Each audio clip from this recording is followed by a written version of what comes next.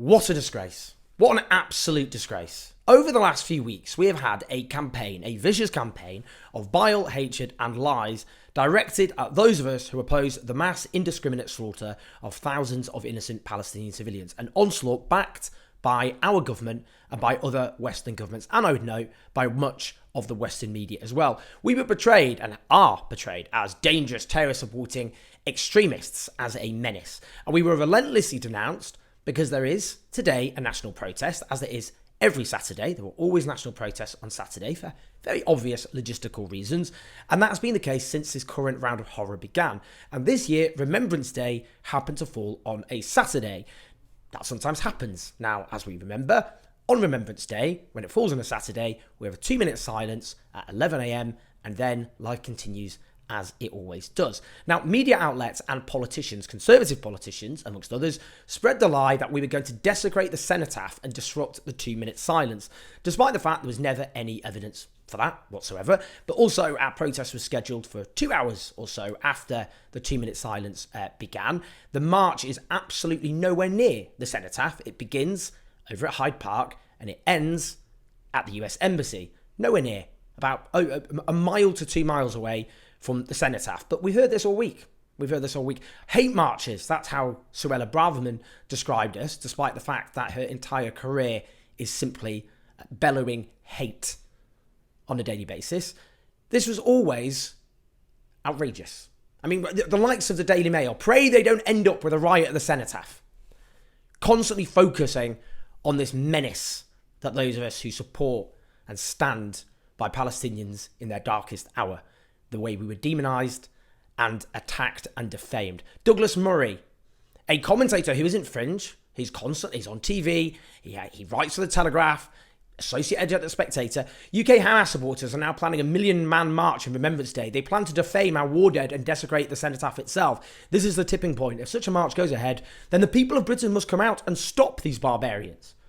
He used lies to try and encourage people, and we'll see the sorts of people who heeded these calls to come out onto the streets to stop these barbarians. They collectively whipped up and legitimised a far-right mob who support Israel's massacre, who see the likes of Suella Braverman as a hero. And despite the fact, that those of us who oppose the massacre of Palestinian children were always clear about our peaceful intents and what our motives are, standing in solidarity with the Palestinian people, we were constantly lied about by these media and politicians so that we were treated as fair game.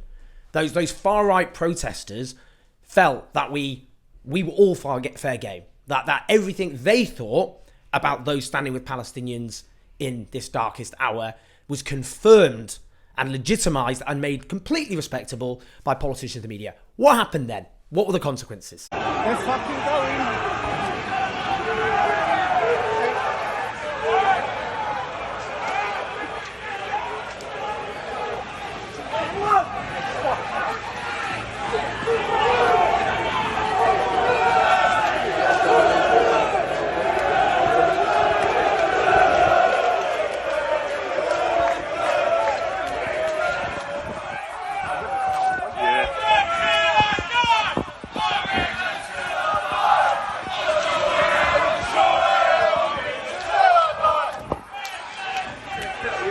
Yeah.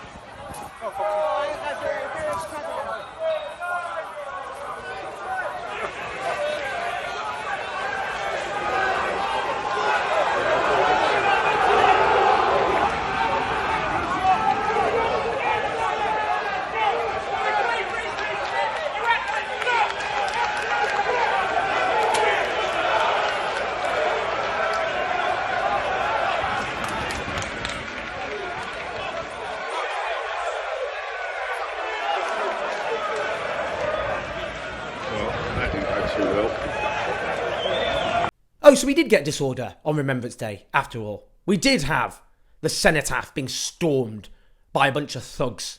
Not us. By the far right, a far right mob whipped up by Suella Braverman, by Rishi Sunak, and by much of the media. This is on them. As The Guardian reports, a number of them explicitly stated they'd come because of Home Secretary Suella Braverman's comments over pro-Palestinian hate marches and that police treated them unfavourably compared to politically correct minority groups. Now, as Humza Yousaf, the First Minister of Scotland, says, the far right has been emboldened by the Home Secretary. She spent her week fanning the flames of division. They are now attacking the police on Armistice Day. The Home Secretary's position is untenable and she must resign. Yes, we'll start with the resignation, I think, of Suella Braverman as a bare minimum. Listen to this. Lizzie Durden, brilliant journalist at The Independent. She writes, the Metropolitan Police used its power to ban pro-Palestinian marches, but not Cenotaph defenders and far-right groups from Whitehall today. So Palestinian supporters who had no intention of going to the Cenotaph were banned.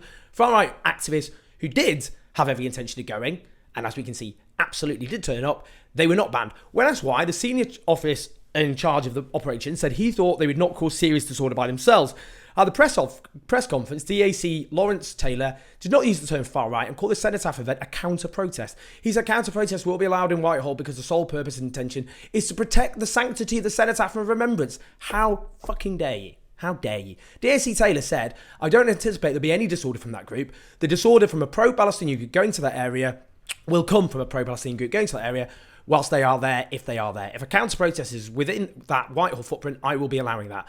Journalists asked DAC Taylor several times why only pro-Palestinian protesters were banned from the area around the Cenotaph. He said, I've got no issue with the group going to Whitehall in order to protect the Cenotaph. They will not cause serious disorder by themselves. What the hell? What the hell is this police officer doing? Just openly legitimising and making respectable this far-right mob who then stormed the Cenotaph. We saw the scenes with our own eyes. Mark Rowley, the Commissioner of the Metropolitan Police, he needs to resign. Whoever this DAC Taylor guy is, you need to go quite clearly as well. It's difficult to put into words the rage about what's happened here. What this smear campaign was always about was trying to stop us talking about the mass slaughter of Palestinians, thousands of Palestinians, and the humanitarian catastrophe enveloping the Gaza Strip because of an Israeli onslaught backed, facilitated by Western governments. And it was trying to make us think that the real dangerous extremists are those who oppose mass slaughter of children.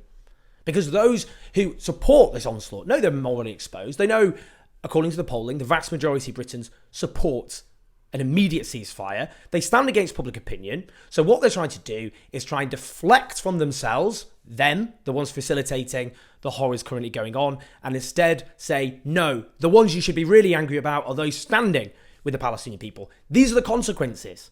And this is just how it's only begun. Because the far right have been encouraged and legitimised, and to see this movement, this mass movement of people, which reflects what most people in this country think in terms of an immediate ceasefire, that, as I say, we are fair game. This is one of the most disgraceful moments I've ever seen. And these media outlets, as well as politicians, if anything happens to any of us who stand with the Palestinians, then this is on you. You did this. You whipped them up. You legitimised them. And tried to, and whatever you say in the coming days to try and wash your hands of this, you must never be allowed to get away with this.